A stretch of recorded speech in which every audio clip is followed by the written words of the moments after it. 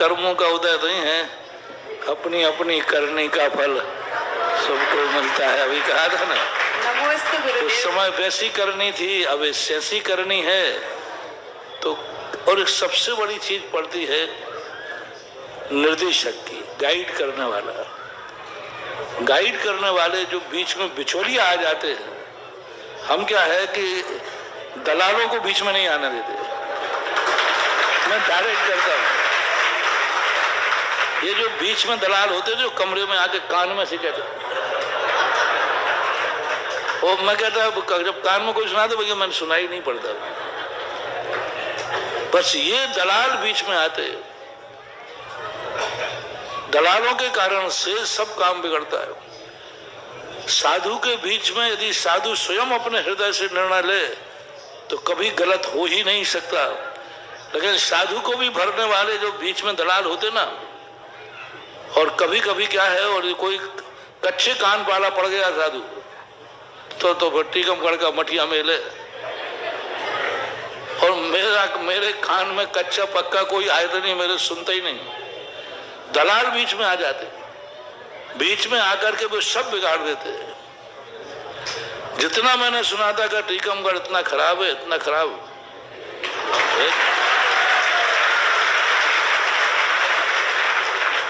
कोई नहीं खराब है, ना पपोरा खराब है, ना आरजी खराब है, ना टीकमगढ़ का। मुझे तो संसार में कोई खराब लगते ही नहीं है। बस ये बिचौलिया बीच में से अरे यहाँ तो सब अच्छा है। साधु से सीधी बात करो ना, क्या बात हो गई। और साधु सीधी बात सुने, बिचौलिया की सुनने की जरूरत क्या। वो तुम्हारा गुरु है, तुम उसके भक्त हो, तो क्यों बीच में लाते हो। तो यही सब होने के कारण से कुछ बीच में लोग आ जाते हैं, ऐसा बिगाड़ देते हैं कि बिगड़ती बात बिगड़ तो जाती है लेकिन बनाने में बहुत टाइम लगता है। तो ऐसा अब क्या कहें, ठीक है। दो बातें और ध्यान रखना इस संबंध में, कभी भी हो अपने घर के मामलों में कभी बाहर वाले को बीच में मत आने देना। चाहे तुम दोनों भाई कमरे में बंद होकर मुक्का मुक्की कर लेना, लेकिन बाहर वाले को कभी बीच में मत आने देना। समाज में भी, क्षेत्रों पर भी बाहर वालों को बीच में मत आने देना। जो निर्णय करना समाज वाले करते हैं। अयोध्या मंदिर यदि अयोध्या वालों को सौंप दिया जाता तो अभी तक बन जाता है, लेकिन दिक्कत किस लिए हुई इतने सालों तक। तो ये जो बाहर वाले बीच में आते हैं वो समझते तो है नहीं, उनको सहानुभूति भी नहीं होती, उनको सहानुभूति भी नहीं होती, उनको आत्मीयता भी नहीं होती, और वे आकर समाज को भरते हैं, दो पक्ष बना देते हैं, ये कर देते हैं, हंगामा करते हैं, स्ट्राइक करते हैं। घर के कार्यों में स्ट्राइक, अरे समाज का स्ट्राइक करेंगे और फिर पुलिस केस चलेंगे, थाने जाएंगे। समझ लेना, घर के और समाज के कार्यों में यदि कोई थाने जाने की धमकी देवे, समझ लेना वही विनाश का कारण है तुम्हारे यहाँ। अपनी बातें अपने बैठ के निकलो, क्या करेगा कोर्ट, क्या करेगा थाना, ऐसा। और बहुत बड़ा संदेश महाराज जी ने आज पूरे विश्व की समाज को दिया है कि समाज के कोई भी मैटर हो हम आपस में बैठ के निपटा लें, बाहर वाला आएगा तो बिगाड़ कर देगा। अभी आप पूछ रही थी हमारे टीकमगढ़ का कौन सा ऐसा पुण्योदय आ गया, अब पूरा देश तारीफ कर रहा है। पुण्योदय नहीं आ गया जो किसी तीसरे वाले को बीच में नहीं आने देते, ऐसे पूज्य सुधा सागर जी महाराज आ गए हैं। यहाँ गड़बड़ नहीं चलती इन महाराज के पास, यहाँ पकड़ में आ जाता कौन व्यक्ति। अच्छा बताओ, अभी 1 महीने से टीकमगढ़ हमारे बीच में कौन दलाल है? कोई नहीं। बिचौलिया बता दो जिसका नाम हो, कोई ललितपुर वाला नहीं। आके तो दिखाए टीकमगढ़ का दलाल बन के, हम देखते हैं। अपन डायरेक्ट है जी, तुम डायरेक्ट, क्योंकि सब अपने लोग हैं।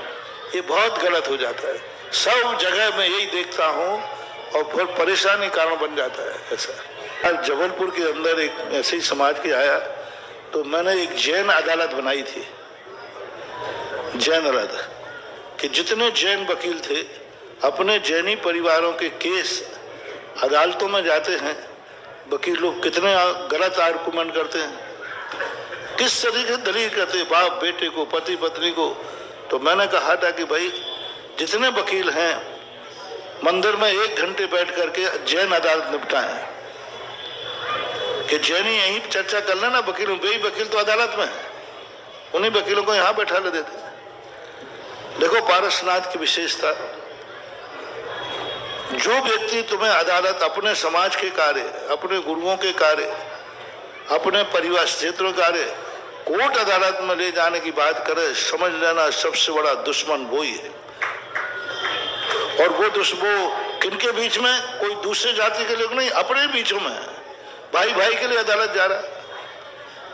पारसनाथ भगवान 10 भाव पहले वायु भूति अग्निभूति थे, उनके भाई ने कुछ गलत कर दिया, राज दरबार में वो फैसला पहुंचा। वायु भूति ने कहा राजा साहब ये हमारे घर का मामला है, आप बीच में नहीं पड़े। बोले नहीं, इसने तेरे साथ अत्याचार किया है, तेरे साथ इसने गलत किया है, पूरा नगर कह रहा है और गवाह भी साक्षी है, इसलिए राज दरबार में मीटिंग होगी और दंडित किया जाएगा उसे। पारसनाथ ने खड़े होकर कहा वायुभूति ने, राजन पूरा गांव एक हो जाए, पूरा नगर एक हो जाए, पूरा देश कहे कि मेरे भाई ने गलती की है, तो भी मैं ये फैसला आप राज दरबार के लिए नहीं सौंपता हूं। राज दरबार, क्योंकि अब जब तक फरियादी खुद ही नहीं कह रहा है कि मैं अदालत FIR लिखाना पड़ेगी नहीं, तो पारसनाथ से कहा गया तुम FIR दर्ज कराओ कि भाई हमारे भाई ने हमारे साथ अत्याचार किया है, गलत किया है। पारसनाथ का जी वायुभूति कहता राजन मैं तो नहीं लिखाऊंगा, FIR लिखाई जाती है दुश्मन की, ये तो हमारा भाई है और हमारा भाई का फैसला, ये हमारे घर का मामला है, हम मरे और जिए हम खुद फैसला करेंगे। और वायुभूति स्वयं उठ करके राज दरबार में उठ करके और अपने भाई के पास गया, भाई के पैर पकड़े, उसकी गलती नहीं थी वायुभूति की, सारी गलती उसकी कमठ की थी। पैर पकड़े और उसने 12 मन की शिला पटक दी, 12 मन की शिला के नीचे दब के मर गया। लेकिन वायुभूति ने अपना फैसला कोर्ट कचहरी में लेके नहीं गया। ये कितना बड़ा संदेश है वायुभूति का, बहुत बड़ा संदेश था। तो ये जो धमकियां देते हैं, क्या है, इतने गंदे लोग आजकल हो गए, थोड़ी सी बात होती कोर्ट, इसको अरेस्ट करा दो, इसको जेल भिजवा दो, इसको ये करा दो। ये जो नाटक चल रहा है, ये देश का और समाज का, साधु संतों के संघों का सत्यानाश कर देंगे। इन कीड़ों को निकाल दो, बाकी जिम्मेवारी